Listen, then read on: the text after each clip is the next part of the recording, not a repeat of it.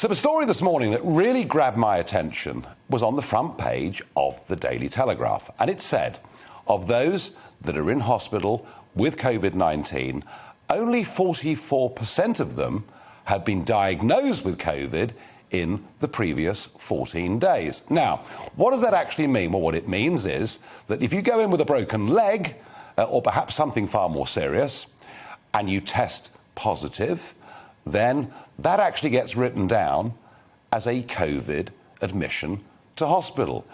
It also, looking at the numbers, suggested that people were going into hospital with very serious medical conditions and then contracting COVID-19 whilst they were in hospital. Now, does this mean that we are greatly overinflating the number of COVID hospitalisations?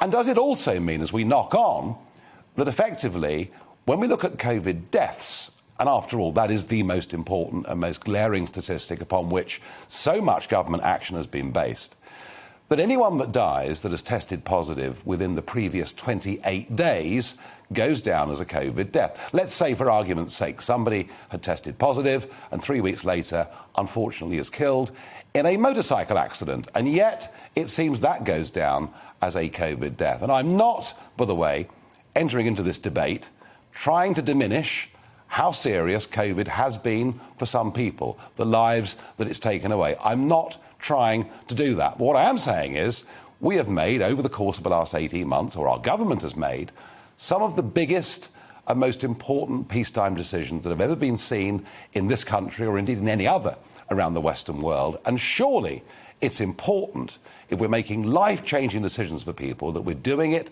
with the correct statistics. And that's why that headline this morning of only 44% of those that are hospitalised have been diagnosed as COVID-19 positive in the previous 14 days really caught my attention.